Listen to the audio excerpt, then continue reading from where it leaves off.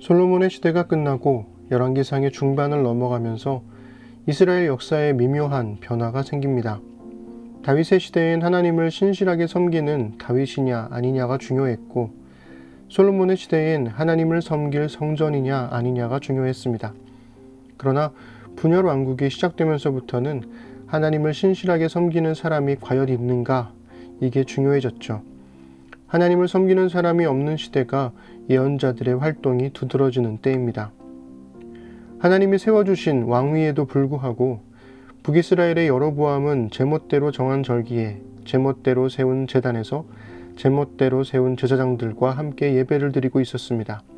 그때 유다로부터 올라온 하나님의 사람이 여로보암에게 심판을 선포하자 분노한 여로보암은 그 사람을 향해 손을 뻗으며 잡으라고 명령합니다.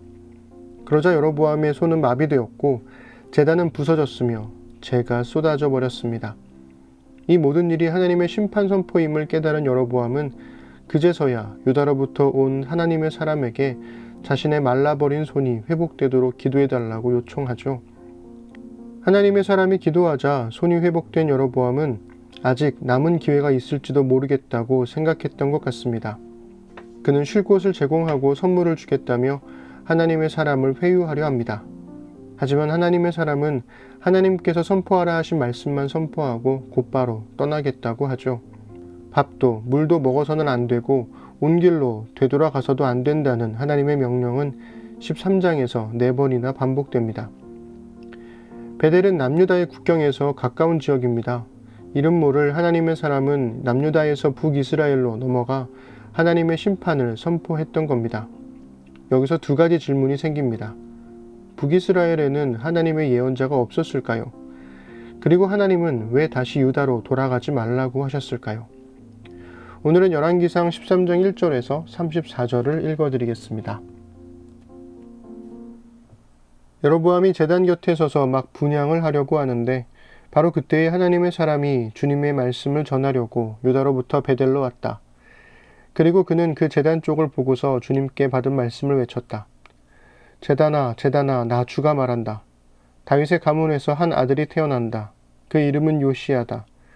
그가 너의 위에 분향하는 산당의 제사장들을 너의 위에서 죽여서 제물로 바칠 것이며 또 그가 너의 위에서 그 제사장들의 뼈를 태울 것이다.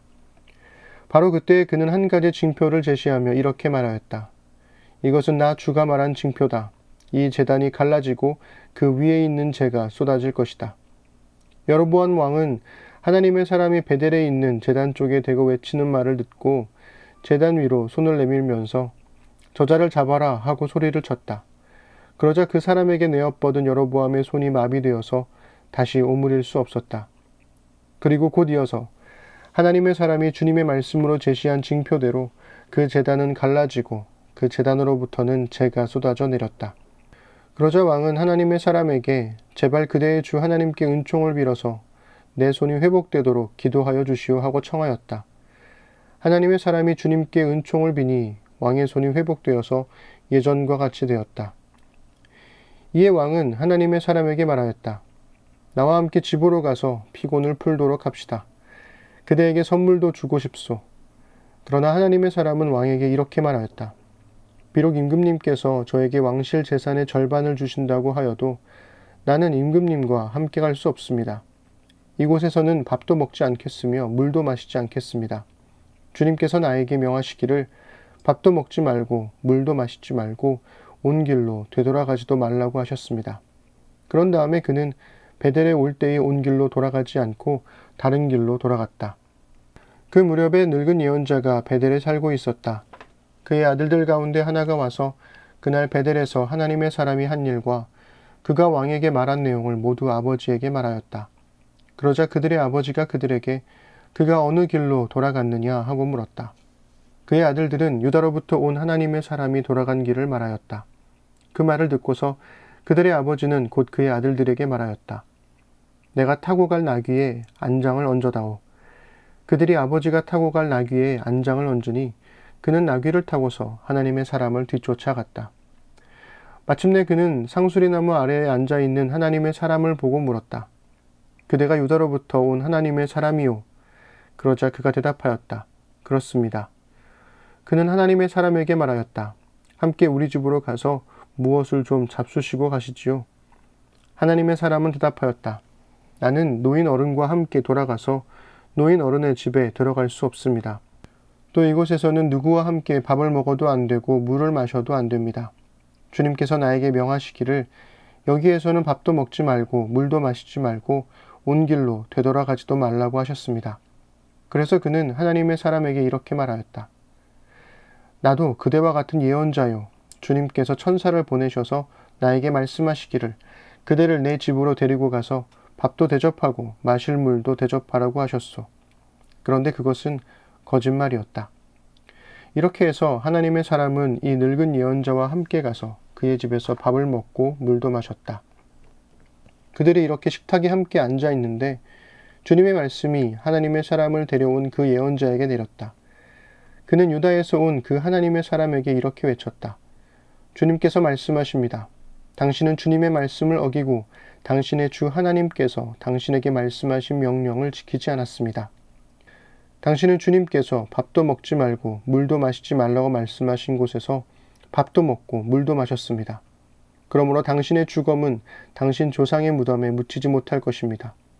그 늙은 예언자는 하나님의 사람이 밥을 먹고 물을 마신 뒤에 나귀 등에 안장을 얹어주었다. 이에 그 사람이 길을 떠났다. 그는 길을 가다가 사자를 만났는데 그 사자가 그를 물어 죽였다. 그리고 그 주검은 길가에 버려두었으며 나귀와 사자는 그 주검 옆에 서 있었다.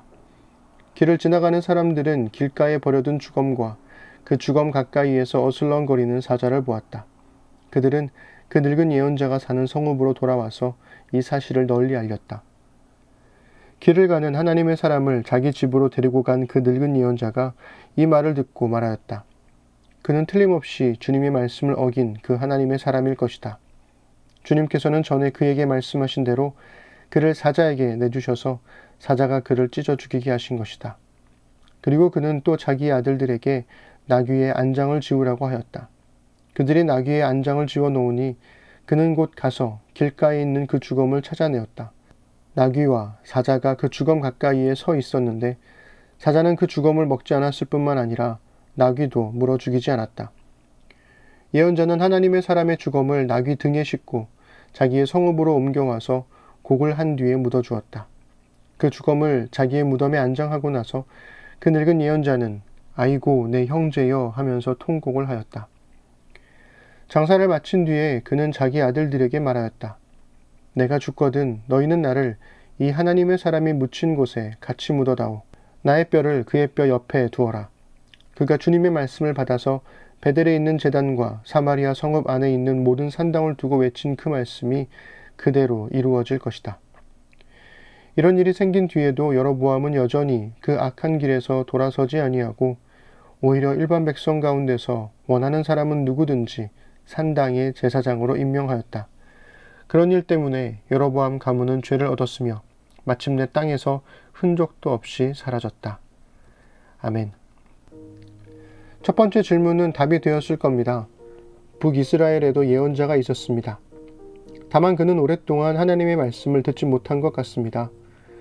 유다에서 온 예언자가 여로보암 왕에게 심판을 선포했다는 이야기를 아들로부터 전해들은 이 늙은 예언자는 서둘러 하나님의 사람을 뒤쫓아가죠. 그런데 이해하기 힘든 일이 벌어집니다. 이 늙은 예언자는 왜 천사를 사칭하여 거짓말까지 해가며 유다에서 온 하나님의 사람을 집으로 데려가려고 했던 것일까요? 게다가 더 엄청난 일이 벌어집니다. 유다의 예언자가 밥과 물을 먹자 그제서야 하나님의 말씀이 북이스라엘의 늙은 예언자에게 임하여 유다의 예언자를 향해 하나님의 말씀에 순종하지 않았다며 심판을 선포하죠. 결국 유다의 예언자는 늙은 예언자가 전한 심판대로 길에서 사자를 만나 객사하고 맙니다. 그리고는 또다시 늙은 예언자는 죽은 예언자의 시신을 확인하러 갑니다. 사자가 나귀도 시신도 잡아먹지 않자 늙은 예언자는 시신을 수습하여 장례를 치러주고 내 형제여 하며 통곡하죠. 이 복잡하고도 이상한 이야기를 어떻게 받아들여야 할까요? 유다의 예언자는 하나님의 말씀에 순종해야 했습니다. 그러나 그는 천사의 말을 들었다는 늙은 예언자의 말에 넘어가 버리고 말죠. 그는 결국 유다로 되돌아가지 말라는 명령대로 길에서 객사합니다. 한편 북이스라엘의 늙은 예언자는 하나님의 말씀을 듣지도 못했고 부르심을 받지도 못했습니다. 그는 베델에 살았었는데요. 그렇다면 여로보암이 베델에 제단을 세우고 금송아지를 세울 때 분연히 일어나 심판을 선포했어야 했습니다. 어쩌면 그는 말씀을 듣지 못한 게 아니라 귀를 막았던 거였고 부르심을 받지 못한 게 아니라 거절했던 게 아니었을까요? 유다의 예언자는 불순종했고 베델의 늙은 예언자는 거짓말을 했습니다.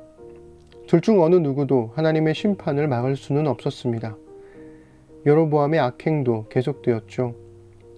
저는 유다의 예언자와 베델의 예언자가 각각 남유다의 불순종과 북이스라엘의 거짓말을 대변하는 인물이 되어 그들의 죽음으로 두 왕국의 패망을 예언하게 된 것이라 생각합니다. 불순종과 거짓말, 저는, 당신은, 그리고 우리는 괜찮은 걸까요?